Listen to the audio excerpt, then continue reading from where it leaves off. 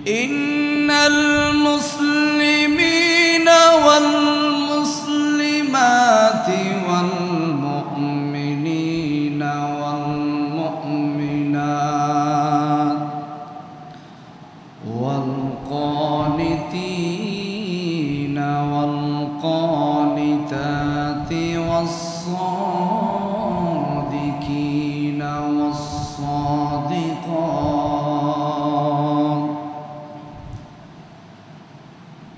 সাদাকাল্লাহুল আযীম ওয়া সাদাকা রাসূলুহুন নাবিয়ুল হাবিবুল কারীম রব্বি সাল্লি ওয়া সাল্লিম ওয়া বারিক আলাইহি দো জাহানে কি যে হবে আমার পরিচয় প্রিয় নবীর গোলাম ছাড়া অন্য কিছুই নয় প্রিয় নবীর গোলাম ছাড়া একটু সবাই বলেন না দো জাহানে কি যে হবে আমার পরিচয় প্রিয় নবীর শাহিনী সাহার সেও শ্রেষ্ঠ নবীর গোলামি শাহিনী সাহার সেও শ্রেষ্ঠ নবীর গোলামি ফেরেশতাদের সেও উত্তম হয় সে আদমি ফেরেশতাদের সেও উত্তম হয় সে আদমি যার সম্মানে সব ফেরেশতা সিজদাতে হয় প্রিয় নবীর গোলামে সারা নূর নবীজির গোলামে সারা বাগ যদি প্রসন্ন হয় নবীর গোলামি বাগ যদি প্রসন্ন হয় নবীর গোলামি নূর নবীজির গোলামে হওয়া রাজার সেও দামি নূর নবীজির গোলামে হওয়া অদমে বলে এই দুনিয়ার সম্পদ কিছুই নয় নূর নবীজির গোলামে ছাড়া অন্য কিছুই নয় প্রিয় নবীর গোলামে ছাড়া দো জাহানে কি যে হবে আমার পরিচয় প্রিয় নবীর গোলামে ছাড়া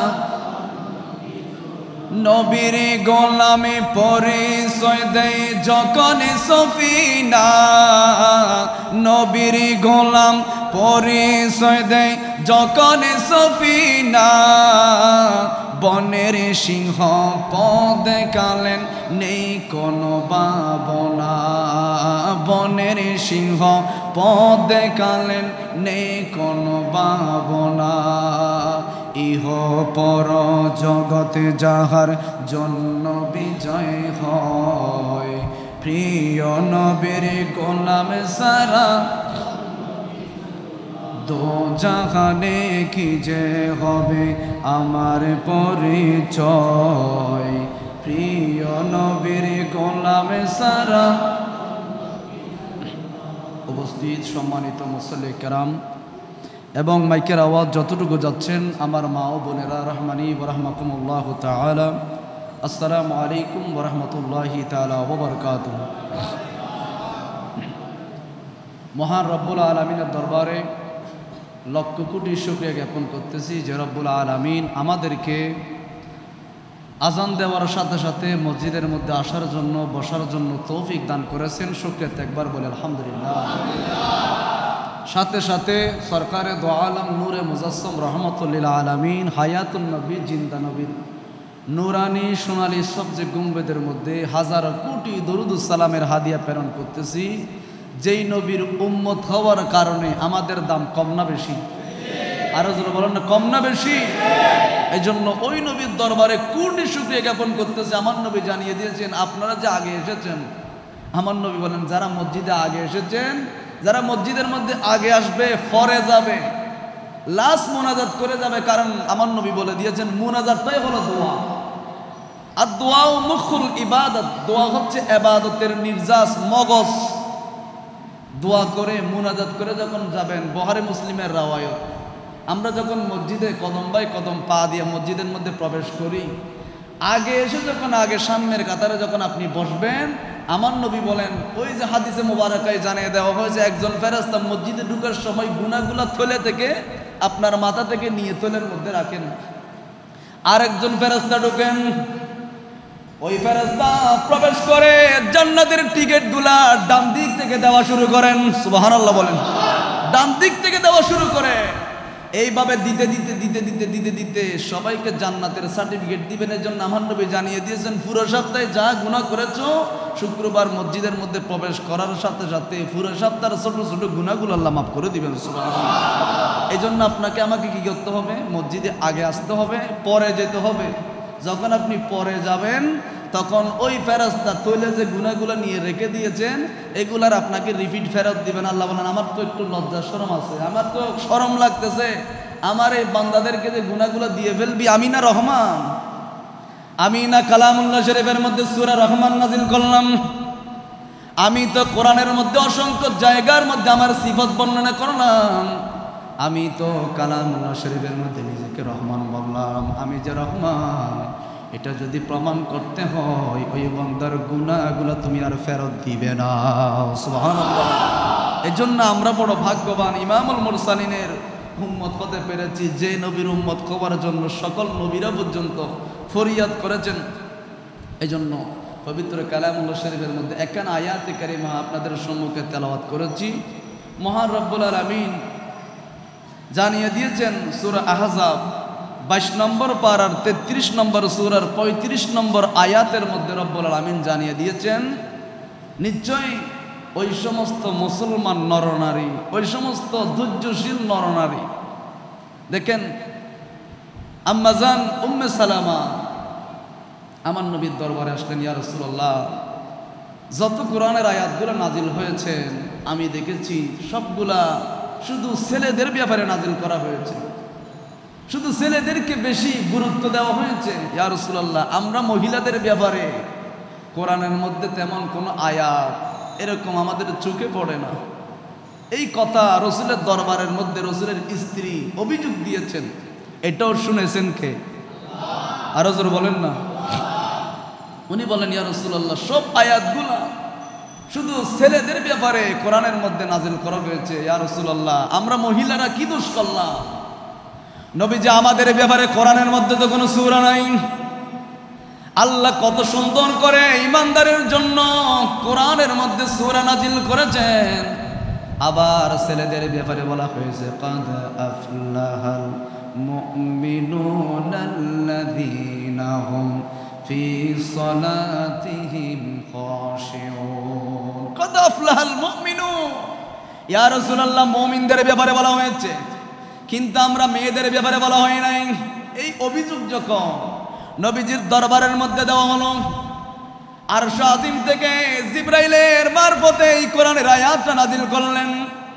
যেই সূরাটা পবিত্র কালামুল্লাহ শরীফের 22 নম্বর পারার 33 নম্বর সূরার 35 নম্বর আয়াতের মধ্যে রব্বুল আলামিন জানিয়ে দিয়েছেন ইন্নাল মুসলিমিনা ওয়াল মুসলিমাতি ওয়াল মুমিনিনা ওয়াল মুমিনাত ওয়াল কানিতিনা ওয়াল কানিতাত। আল্লাহ রাব্বুল আলামিন বলেন নিশ্চয় ইন্নাল মুসলিমিনা ওয়াল মুসলিমাত, ওই সমস্ত মুসলমান নর এবং নারী। মুসলমান কাদেরকে বলা হয়? মুসলমান তাদেরকে বলা হয় যারা আত্মসমর্পণ করবেন, একজনের কাছে সারেন্ডার করবেন। তিনি কে? আরো জোরে বলেন না।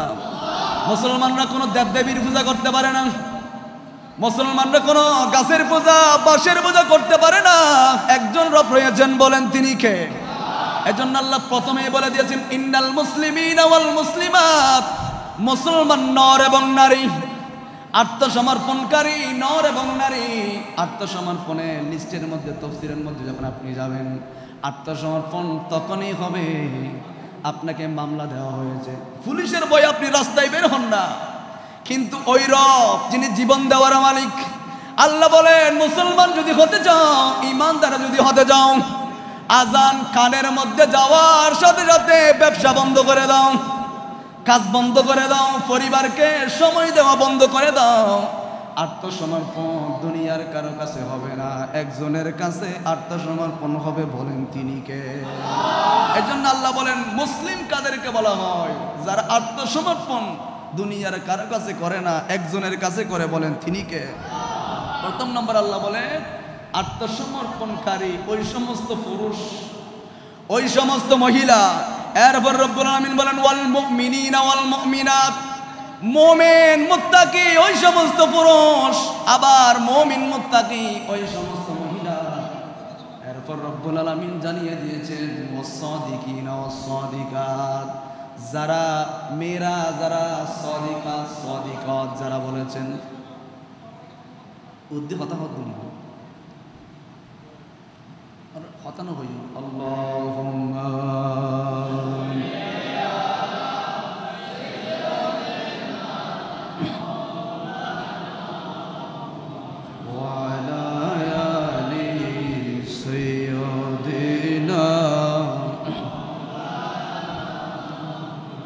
अर्श हक है मसनदे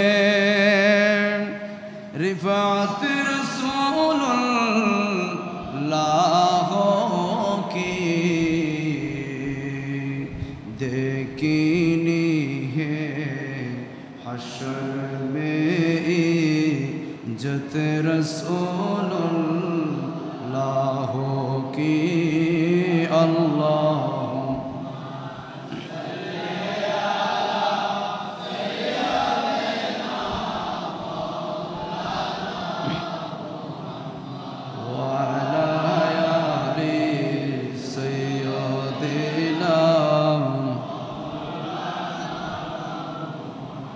রব্বুল আলামিন কালামুল্লাহ শরীফের মধ্যে জানিয়ে দিয়েছেন মুসলমান নর এবং নারী যারা আত্মসমর্পণ আল্লাহর কাছে করে। এরপর রব্বুল আলামিন বলেন ওয়াল মুমিনিনা ওয়াল মুমিনাত, ওই সমস্ত ইমানদার পরেজগার মুত্তাকি যারা আল্লাহকে বেশি ভয় পায়, যারা রাতের গভীর আঁধারের মধ্যে মসজিদের মধ্যে প্রবেশ করে তাহাজ্জুদের নামাজ পড়ে, ঘরের মধ্যে একই কামরার মধ্যে গিয়ে তাহাজ্জুদের নামাজ যারা পড়ে। এরপর রব্বুল আলামিন বলেন ওয়াল কানিতিনা ওয়াল কানিতাত, 3 নম্বরের মধ্যে রব্বুল আলামিন বলেন যারা কানিতাত মানে নম্র ভাষায় কথা বলে, মানুষের সাথে যখন কথা বলবেন মুস্কি হেসে দিয়ে কথা বলবেন, নম্র ভাষায় কথা বলবেন। এই যে হাসি দিয়েছেন এটাও সৎকার সওয়াব যিনি দিবেন, বলেন তিনি কে? ওয়াল কানিতিনা ওয়াল কানিতাত, দেখেন ইসলাম কি সুন্দর। মানুষের সাথে কঠোর ভাষায় কথা বলা যাবে না, নম্র ভাষায় ভদ্র ভাষায় হাসি মুখে কথা বলেন। আমার নবীজির দরবারের মধ্যে ইয়েমেন দেশ থেকে কতগুলা মানুষ আসলেন রহমতুল লিল আলামিনের দরবারে। নবীজির দরবারের মধ্যে এই মানুষগুলো এসে জোরে জোরে কথা বলা শুরু করে দিয়েছেন। খলিফাতুল মুসলিমিন সৈয়দনা ফারুক আজম দাঁড়িয়ে গেলেন আর বললেন নবীজি অনুমতি দেন। তারা কি এই আয়াত শুনে নাই? তারা কি এই আয়াত পড়ে নাই? আমার নবীর দরবারের মধ্যে উঁচু গলায় কথা বলা যাবে না, নবীর কথার উপর কথাও বলা যাবে না। যদি তারা কথা বলে, এই কথা যদি নবীর আওয়াজের চাইতে উঁচু হয়ে যায়, নবীর কথার চাইতে যদি বড় হয়ে যায়, রব্বুল আলামিন তাদের সমস্ত ইবাদত বরবাদ করে দিবেন, ঠিক কিনা বলে? আল্লাহ রব্বুল আলামিন জানিয়ে দিয়েছেন হাবিব, আপনার কথার উপরে যদি কারো কথা হয়, আপনার বাক্যের উপর যদি কোনো বাক্য হয়, আপনার সম্মতির উপর যদি কারো সম্মতি হয়, আপনার আওয়াজের চাইতে কারো আওয়াজ যদি বেশি হয়, আমি রব্বুল আলামিন সহ্য করতে পারবো না। কারণ আপনার জন্য কুল কায়নাত বানালাম। আমি চাই না আপনার কথার উপরে কারো কথা হবে, আমি চাই না আপনার কথার আগে কেউ যাবে। আপনি যা বলবেন তা হবে, আপনার কথার উপর কেউ কথা বলতে পারবে না, ঠিক কিনা বলেন? এর জন্য আমরা যারা সুন্নি মুসলমান, আমরা নবীকে যারা জীবনের চাইতে ভালোবাসি, এটা আমাদের মত নয়। কালামুল্লাহ শরীফের অসংখ্য জায়গার মধ্যে নবী জানিয়ে দিয়েছেন আল্লাহ জানিয়ে দিয়েছেন আমার নবীকে জীবনের চাইতে ভালোবাসবা। নবীকে যদি জীবনের চাইতে যদি ভালোবাসতে না পারো, ইমানদার নয়, মুমিন কখনো তুমি হতে পারবে না। এই জন্য আমরা রহমতুল লিল আলামিন ওই নবীকে আমরা জীবনের চাইতে বেশি ভালোবাসি, ঠিক কিনা বলে? এই জন্য আমার নবীর দরবারে যখন যাবে, আমরা তো নবীকে দেখি না, আমাদের কপালে তো নবী দেখার সৌভাগ্য হয় নাই। এর জন্য রহমতুল লিল আলামিনের দরবারে সাহাবায়ে কিরাম যখন নাস্তা করছেন, আমার নবীর দরবারে সাহাবায়ে কিরাম বসে বসে নাস্তা করছেন, নবীজির নূরানি চেহারা দেখছেন আর মুস্কি মুস্কি হাসতেছেন। এটা কি ছাদ দেখতেছি নাকি নবীর চেহারা দেখতেছি? ছাদের চেয়ে সুন্দর আমার নবীজি, সুবহানাল্লাহ। আমার নবী ছাদের চেয়ে সুন্দর ছিলেন। এটা অনেক রিওয়ায়াত আছে, আমার নবীর বিবিরা সুসকুজে পেয়েছেন নবীজির চেহারা মোবারকের নূর দিয়ে। তো সাহাবায়ে কিরাম নাস্তা করে বের হয়ে গেলেন। যাওয়ার সময় কদম বাই কদম বের হচ্ছেন আর যাচ্ছেন, চিন্তা করতেছেন, হায় রে, আমরা নবীকে দেখতেছি, নবীর সাথে নাস্তা করতেছি, আমরা যদি কোনো সময় নবীকে হারিয়ে ফেলি তাহলে আমাদের কি অবস্থা হবে? সুবহানাল্লাহ বলেন। আমরা যদি নবীকে হারিয়ে ফেলি আমাদের কি অবস্থা হবে? ওই নবীকে তো আর দেখবো না। নবীজির দরবারের মধ্যে আবার গেলেন, আসসালাতু ওয়াসসালামু আলাইকা সাইয়্যিদি ইয়া রাসূলুল্লাহ। নবীজি আপনার চেহারা তো এমন চেহারা, কুদত্ত অবস্থায় এসেছিলাম, ঘরের মধ্যে কোনো খাবার নাই, ঘরের মধ্যে পানি ছিল না, খাবার ছিল না।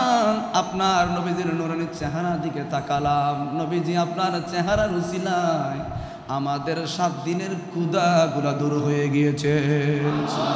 ও নবীজি, আমরা আপনাকে যখন হারিয়ে ফেলবো, নবীজি আপনার নূরানি চেহারা দেখবো না, বিপদ আপদের খবরগুলা আপনাকে জানাতে পারবো না। আমার নবী বলেন, নিরাশ হইও না, যদি সত্যিকার আশিক রাসূল আমাকে ভালোবেসে থাকো তাহলে কবরেও আমি নবী থাকবো, হাসরেও নবী থাকবো, মিজানের পাল্লায়ও থাকবো, কিয়ামতের মাঠেও থাকবো, তোমাকে আমি ধরে ধরে জান্নাতে দিয়ে আসবো। সুবহানাল্লাহ। এজন্য রব্বুল আলামিন বলেন, ইন্নাল মুসলিমিনা ওয়াল মুসলিমাতি ওয়াল মুমিনিনা ওয়াল মুমিনাত ওয়াল কানিতিনা ওয়াল কানিতাত। যারা নম্র ভাষায় মানুষের সাথে কথা বলে, মানুষের সাথে যখন মুস্কি হেসে কথা বলবেন, এজন্য আমরা যখন জমিনে চলাফেরা করব, এমন কিছু বন্ধু বানাবেন, এমন কিছু মানুষের সাথে সম্পর্ক করবেন।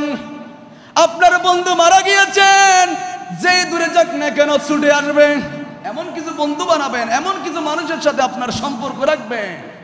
আপনি মারা যাওয়ার পর বন্ধু মারা গিয়েছেন, খবর শোনার সাথে সাথে ডাকাতে হোক, বিভিন্ন দেশে হোক, বন্ধু চলে আসবে, ঠিক কিনা বলেন? এমন কিছু মানুষের সাথে বন্ধু বানাবে। কিন্তু আমরা পক্ষান্তরে দেখি, যাদেরকে আমরা খাওয়ালাম, যাদের জন্য আমরা জীবন সর্বোচ্চ সব বিলীন করে দিলাম, কিন্তু দেখা যাচ্ছে মরণের সময় সে আমার কাছে নাই। এমনও ঘটনা দেখেছি, 20 তলা বিল্ডিং এর মালিক, বাবা মারা গিয়েছেন করোনা ভাইরাসে, আমার বাবাকে ঘরে ঢুকাইয়েন না, যদি আমাদের করোনা হয়। দেখেন, যেই ছেলেকে খাওয়ানোর জন্য, যেই ছেলেকে আহার দেওয়ার জন্য বাপ সুদ খেয়েছিল, হারাম ব্যবসা করেছিল, দিনের পর দিন 7 সমুদ্র 13 নদী পার হয়ে বিদেশের মধ্যে গিয়েছিল, ওই ছেলে বলতেছে আমার বাপকে ঘরে ঢুকাইয়েন না, যদি আমাদের করোনা ভাইরাস হয়। তো তোমার বাবার জন্য একটু কাফন লাগতেছে, এটা একটু ব্যবস্থা করে দাও না। না, কাফন তোমাদের টাকা দিয়ে কিনে আনো, আমি টাকা দিয়ে ফেলবো। এরকমও পরিবার আছে না নাই? বলেন আছে না নাই? এই জন্য করোনা ভাইরাসের সময় আমরা জানতে পেরেছি কে আপন কে পর। নিজের ছেলে বাবার লাশ ধরতেছে না, নিজের স্ত্রী স্বামীর লাশ ধরতেছে না, কারণ ওই যে করোনা ভাইরাস, এই যে কিয়ামতের ময়দান হবে, নবীজি জানিয়ে দিয়েছেন, বাবা ছেলের দিকে তাকাবে না কিয়ামতের ময়দানে, মা ছেলের দিকে তাকাবে না। এরকম একটা পরিবেশ করোনা ভাইরাসের মাধ্যমে সৃষ্টি হয়ে আমরা জানতে পেরেছি কে আপন কে পর। কথা বলেন ঠিক কিনা? এজন্য আপনি এমন কিছু মানুষকে বন্ধু বানাবেন, এমন কিছু মানুষের সাথে আপনার চলাফেরা হবে। এটা আমি বলি নাই, আব্দুল হক মুহাদ্দিস দেহলভী রাহমাতুল্লাহ আলাইহি, যিনি উপমহাদেশের মধ্যে সবচেয়ে বড় মুহাদ্দিস, যার লেখনী, যার বাবার নাম হলো আব্দুর রহিম মুহাদ্দিস দেহলভী রাহমাতুল্লাহ আলাইহি, যিনি আমার রহমতুল লিল আলামিনকে অসংখ্যবার স্বপ্নের মধ্যে দেখেছেন, আপনারা তো শুনেছেন মিলাদুন নবীর মধ্যে গরু জবাই করতো, অনেক কিছু করতো। এক বছর সনাবট দিয়ে ফতিয়া দিয়েছেন রহমতুল লিল আলামিন আব্দুর রহিম দেহলভী মুহাদ্দিস দেহলভী রাহমাতুল্লাহ আলাইহির ঘরের মধ্যে এসে গিয়েছেন আর সান্ত্বনা দিয়ে বলছেন, মুহাদ্দিস সাহেব মহাব্বতে গরু জবাই নয়, সনাবট দিলেও নবী খুশি হয়ে যায়। আমি তো সেই রহমতুল লিল আলামিন, তুমি যখন কান্না করে করে সনাবট বিতরণ করতেছিলা সবাই নিয়েছেন, আমি রহমতুল লিল আলামিন তোমার হাত থেকে সনাবট গ্রহণ করেছি। সুবহানাল্লাহ, আমি তো সেই নবী, আমি চলে এসেছি। আব্দুল হক মুহাদ্দিস দেহলভী রাহমাতুল্লাহ আলাইহি উনি বলছেন, বন্ধু কার সাথে করবা? উনি সফরে বের হলেন নৌকা নিয়ে, ওই সময় তো নৌকা ছিল, সফরে বের হয়েছেন। কিছু দূর যখন গিয়েছেন দেখতে পেয়েছেন একটা আওয়াজ আসতেছে, এটা কিন্তু স্বাভাবিক আওয়াজ নয়, কবরের আওয়াজ, কবরের মানুষের আওয়াজ। আওয়াজটা হলো একানা পয়সা, একানা পয়সা, এইভাবে শব্দ করে করে একজন মানুষ কান্না করতেছেন। উনি নৌকার মালিক মাঝিকে বলতেছেন, আমি যেদিকে বলবো সেদিকে নৌকা চালাবা।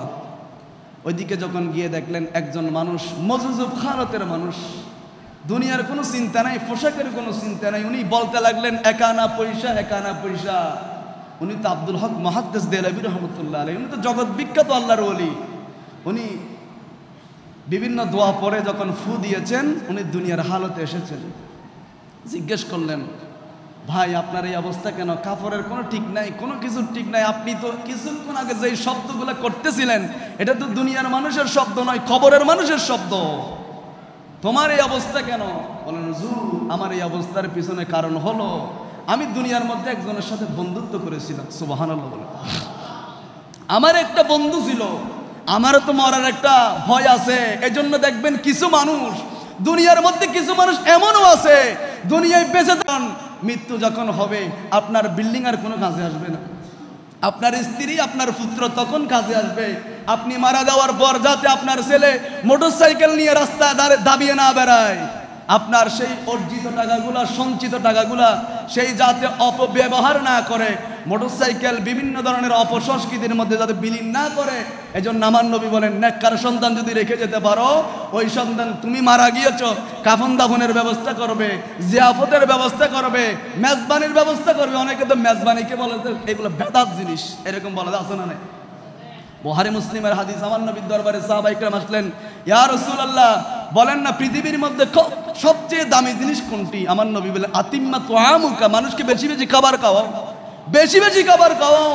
ওয়া তাকরাউস সালাম, মানুষকে সালাম দাও, চিনো এবং না চিনো, যাকে চিনো না তাকেও সালাম দিবা, যাকে চিনো না তাকেও সালাম দিবা, চিনা অপরিচিত সবাইকে সালাম দিবা, আর বেশি বেশি মানুষকে খাবার খাওয়াও। এর চাইতে ভালো জিনিস ইসলামের মধ্যে নাই। সুবহানাল্লাহ। আর আমরা বানাইছি কেটে বেদাত, ওদের মাদ্রাসায় দিয়ে দেন। আরে বেকুব, মাদ্রাসায় দেওয়ার একটা সিস্টেম আছে, মাদ্রাসায় দেন, মাদ্রাসারগুলো মাদ্রাসায়, কিন্তু আপনার বাবা মারা গিয়েছেন, মা মারা গিয়েছেন, মানুষকে খাবার খাওয়াচ্ছেন। শুধু তাই না, রেওয়ায়তের মধ্যে তো এটাও এসেছেন, মানুষ খাবার খেয়েছেন, ওখান থেকে একটা কুত্তা, একটা কুকুর আড্ডি খেয়েছেন, মাত্র আড্ডি হাট খেয়েছেন, ফেলে দেওয়ার ওই হাটগুলা।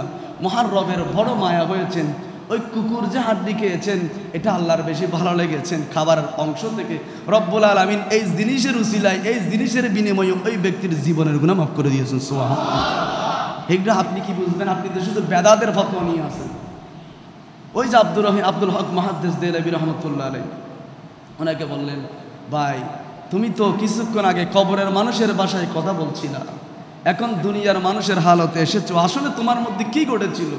হুজুর আমি যখন দুনিয়ায় ছিলাম, আমি তো এখনো দুনিয়ায়, কিন্তু হুজুর আমি এমন একজন মানুষের সাথে বন্ধুত্ব করেছিলাম, এমন একজন মানুষের সাথে আমার ভালোবাসা বিলিয়ে দিয়েছিলাম, যে মানুষটা বড় আবেদ মানুষ, ফরজগার মানুষ, 5 ওয়াক্ত নামাজি মানুষ, তাহাজ্জুদ নামাজি মানুষ। আমি ওনার সাথে বন্ধুত্ব করেছিলাম, কিন্তু আমার মনে ভয় ছিল, আমি তো জাহান্নামী, আমি তো গুনাহগার। যদি আমার সাথে ওই মানুষের বন্ধুত্ব হয়, হয়তো ওই মানুষের উসিলে আল্লাহ আমাকে মাফ করে দিবেন। সুবহানাল্লাহ। দেখেন, গুনাহগার হলেও অন্তরের মধ্যে ডর আছে, এই জন্য বন্ধুত্ব করেছেন একজন ভালো মানুষের সাথে। এজন্য বিজ্ঞানীরা যারা জ্ঞানী তারা বলে, আপনি যদি 11 জন মানুষ, 11 জন ব্যবসায়ীর সাথে বন্ধুত্ব করেন, 12তমের মধ্যে আপনি ব্যবসায়ী হিসেবে নাম লিস্টিভুক্ত হবেন। আর যদি 10 জন চোরের সাথে যদি আপনি চলাফেরা করেন, ধরে রাখেন 11তম চোরটা আপনি হবেন। ঠিক কিনা বলেন না? এজন্য সঙ্গ যদি ভালো হয়, দেখবেন আপনার চরিত্র ভালো হয়ে যাবে, আপনার উঠো বসাও ভালো হয়ে যাবে। আল্লাহুম্মা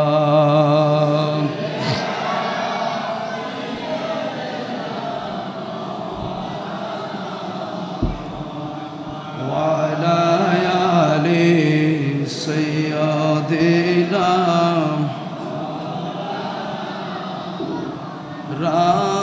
رب العرش जिसको जो मिला उनसे मिला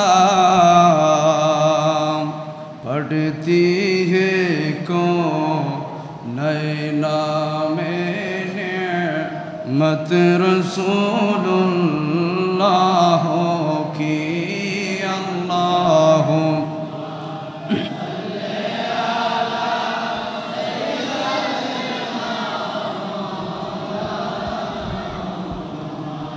وعلى آل سيدنا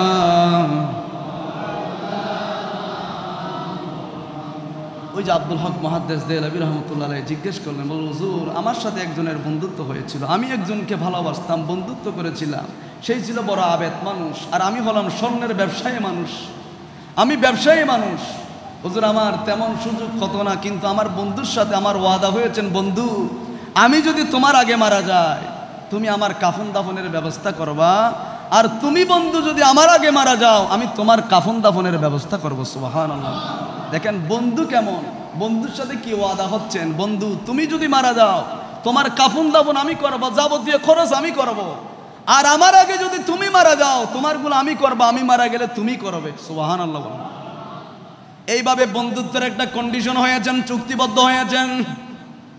দেখা যাচ্ছে একদিন আবেদ মানুষটা রবের ডাকে সাড়া দিয়ে চলে গিয়েছেন। সুবহানাল্লাহ বলেন। এই জন্য মৃত্যু নিশ্চিত, আপনার মৃত্যু যেখানে হবে ওখানে আপনার মৃত্যু হবে, এক সেকেন্ড আগেও হবে না, এক সেকেন্ড পরেও হবে না। আপনার মৃত্যু যদি হয় পাকিস্তানে, আপনি বাংলাদেশের মানুষ, দেখবেন মৃত্যুর আগে আগে যেই কোনোভাবে হোক না কেন আপনি পাকিস্তানে চলে যাবেন, ঠিক কিনা বলেন না? সুলাইমান আলাইহিস সালামের দরবারের মধ্যে ওনার একজন ভক্ত বসে আছেন, মালাকুল মউত সুলাইমান ইসলামের দরবারের মধ্যে বারংবার উকি মারে, বারংবার দরজার মধ্যে যাচ্ছেন, আর যেই মানুষের মৃত্যু হওয়ার কথা ওই মানুষের দিকে বড় বড় চোখে দেখতেছেন, যে তোমার মৃত্যু তো এখানে না, তোমার মৃত্যু তো সেই হিন্দুস্তানের মধ্যে, তুমি এখানে কেন? এক সেকেন্ড 10 মিনিট পর তোমার মৃত্যু হবে, তুমি 10 মিনিটের ভিতর হিন্দুস্তান কিভাবে যাবে? কারণ রব্বুল আলামিন তো আমাকে জানিয়ে দিয়েছেন এই মানুষের মৃত্যু, এই মানুষের জান কব্জ করবে হিন্দুস্তান থেকে, তুমি এখানে কেন? এই জন্য মালাকুল মউত বারংবার বড় বড় চোখে দেখতে লাগলেন, বড় বড় চোখে তাকিয়ে আছেন। সুলাইমান ইসলাম জিজ্ঞেস করলেন, যখন মালাকুল মউত চলে গিয়েছেন ওই মানুষকে বললেন, ওই মানুষ বললেন, হুজুর এখন এই যেই মানুষটা আমার দিকে বড় বড় চোখে তাকিয়েছেন উনি কে? সুলাইমান ইসলাম বললেন, ওই মানুষটা হলো মালাকুল মউত, জান কব্জ করার জন্য এসেছেন। হুজুর মনে হয় আমার জান কব্জ করার জন্য এসেছেন, এই জন্য আমার দিকে বড় বড় চোখে তাকিয়েছেন, আমার বেশি ভয় হয়েছেন। হুজুর আমাকে আপনি এমন একটা দেশের মধ্যে পাঠাই দেন, বাতাসকে নির্দেশ দেন, কারণ হুজুর আপনার কথা তো বাতাসে শুনে, আপনার কথা তো জিন জাতিরা শুনে, পশু পাখিরা শুনে, আপনার কথা তো সবাই মানে। হুজুর আমাকে একটু এমন একটা দেশে পাঠাই দেন, এমন একটা দূরত্বে পাঠাই দেন যাতে মালাকুল মউত আমার জানটা কব্জ করতে না পারে, কারণ আমি শুনেছি যেখানে তার মৃত্যু নিশ্চিত ওখানে মালাকুল মউত হাজির হবে, মনে হয় আমার মৃত্যুটা এখানে নিশ্চিত, সেজন্য মালাকুল মউত চলে এসেছেন। হুজুর আমাকে এমন একটা দেশের মধ্যে বাতাসকে নির্দেশ দেন দিয়ে আসার জন্য যাতে আমার মৃত্যুটা না হয়। তখন বাতাসকে নির্দেশ দিলেন, ওনাকে উড়িয়ে নিয়ে যাও, উড়িয়ে নিয়ে ওই হিন্দুস্তানের মধ্যে ফেলেছেন। হিন্দুস্তানের মধ্যে ওই মালাকুল মউত বললেন যে আল্লাহ রাব্বুল আলামিন যে জানিয়ে দিয়েছেন যেখানে তার মৃত্যু, এই যে 10 মিনিট আগে দেখলাম সুলাইমান ইসলামের দরবারের মধ্যে, এখন 10 মিনিট লাগে না, এখন সেই ব্যক্তি হিন্দুস্তানের মধ্যে চলে এসেছেন। তখন ওখানে গিয়ে জান কব্জ করে ফেললেন, সুলাইমান ইসলামের দরবারের মধ্যে আসলেন, হুজুর এই মানুষের জান তো ওখানে হওয়ার জন্য, হয়তো আমি তো জানি না, এই মানুষ আমার কাছে ফরিয়াদ করেছেন যাতে আপনার থেকে বাঁচার জন্য এমন একটা জায়গার মধ্যে তাকে নিয়ে যাওয়ার জন্য আমি এই জায়গায় পৌঁছে দিয়েছি, আল্লাহ যে এই জায়গায় তার মৃত্যু নিশ্চিত করেছেন এটা কে জানে। এই জন্য অবশ্যই যেই জায়গায় থাকেন না কেন অবশ্যই মৃত্যু হবে।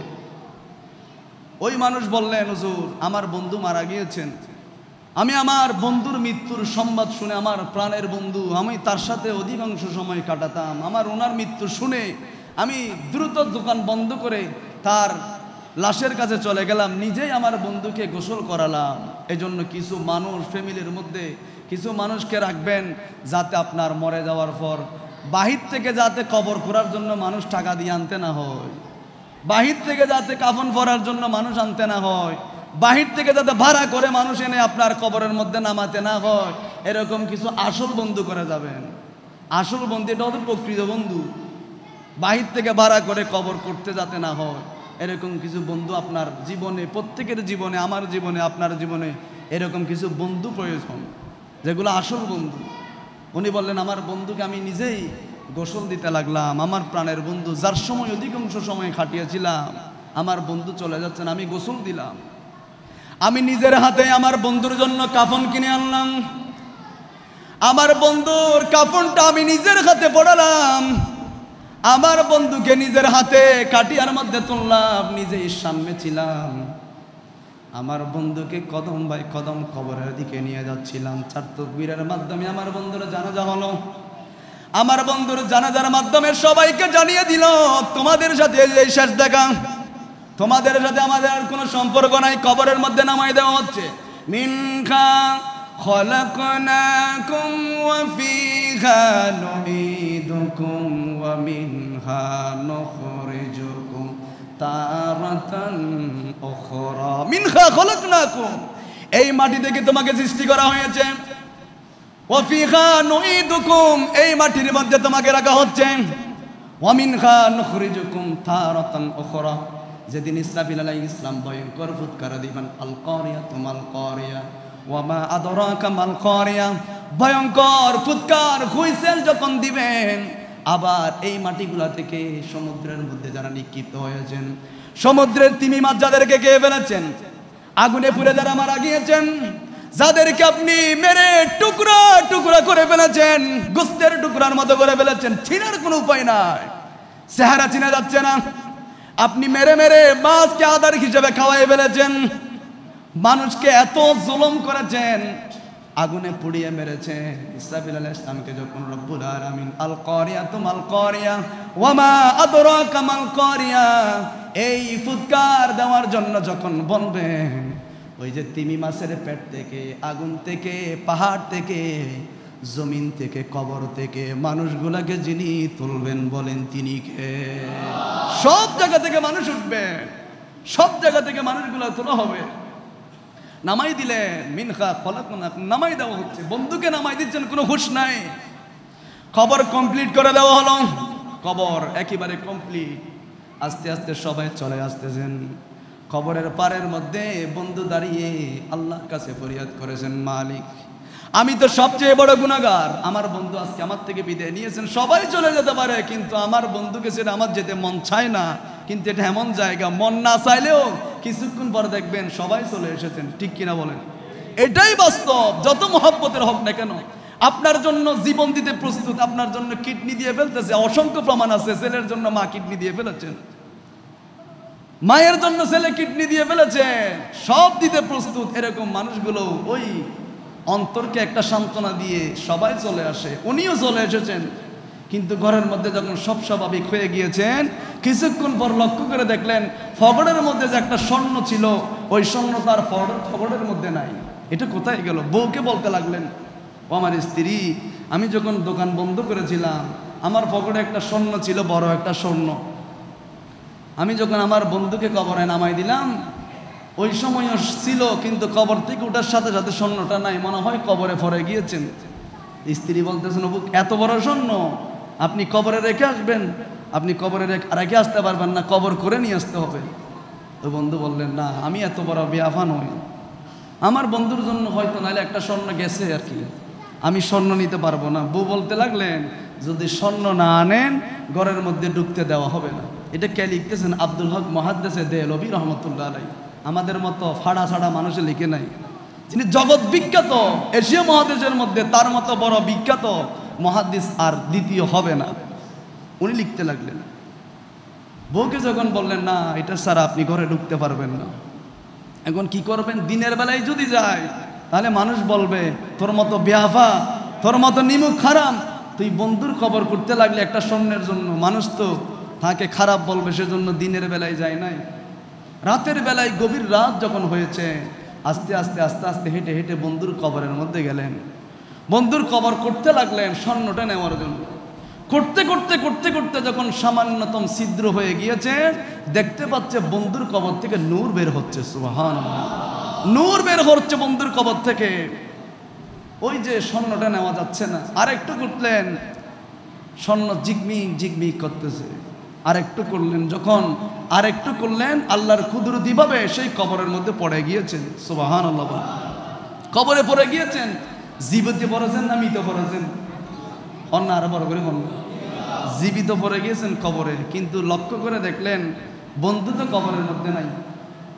যে বন্ধুকে দুপুরবেলায় আমি নিজেই কবর দিলাম, যাকে কবরের মধ্যে আমি নিজেই রাখলাম, ওই বন্ধু তো কবরের মধ্যে নাই। স্বর্ণটা আগে পকেটে নিলেন, নাহলে তো ঘরের মধ্যে বউ ঢুকাবে না। স্বর্ণটা আগে পকেটে নিলেন, নেওয়ার পর এখন বন্ধুকে খুঁজতেছেন, বন্ধু নাই। মাথা উপরে করে দেখতেছে কবরও আবার কমপ্লিট হয়ে গিয়েছেন, উঠার জায়গা নাই। হাই রে, আমি তো জীবিত কবরের ভিতর, আমার কি অবস্থা হবে? এবার চোখটা উপরের দিকে দেখলেন, ডানে দেখলেন, বামে দেখলেন, সামনে দেখলেন, পিছনে দেখতে লাগলেন। আমরা যে হাদিসের মধ্যে বলি, ইমানদার যদি হন কবরটার 3.5 হাত থাকবে না, ওই কবরটা চোখের ফলক যতটুকু যায় প্রশস্ত হয়ে যাবে। এটার বাস্তব প্রমাণ। ইমানদার মুত্তাকি যদি হন, কবর আর 3.5 হাত থাকবে না, চোখের পলক যতটুকু যায় প্রশস্ত হয়ে যাবে। উনি সামনে ডানে বামে দেখতে লাগলেন, কবর আর 3.5 হাত নাই, প্রশস্ত হয়ে গেলেন। বন্ধু তো না, এখন উঠতেও পারতেছে না, কি করব? হাঁটতে লাগলেন, কবরে হাঁটতেছে। হেঁটে হেঁটে কিছু দূর যখন গেলেন, দেখতে পাচ্ছে কিছু মানুষ কোরআন তেলাওয়াত করতেছে। সুবহানাল্লাহ। অনেকে বলে হুজুর কবরে যাওয়ার সাথে সাথে তো কোরআন তেলাওয়াত বন্ধ, নফলে সব বন্ধ, 3 প্রকারের যায়। সব যায় ঠিক আছে, যারা আল্লাহর ওলি তারা যায় না ঠিক আছে, কিন্তু মহান রবকে খুশি করার জন্য কবরে নামাজও পড়ে, কোরআন তেলাওয়াতও করে, তাসবিহও পড়ে। সুবহানাল্লাহ। তারা তো আল্লাহর ওলি, তারা তো আল্লাহর কাছে কবুল হয়েছেন, তারা আল্লাহকে দেখানোর জন্য করেন, এটা অভ্যাস হয়ে গিয়েছেন। দুনিয়ায় করতো, কবরেও করে, এরকম প্রমাণ আছে না নাই?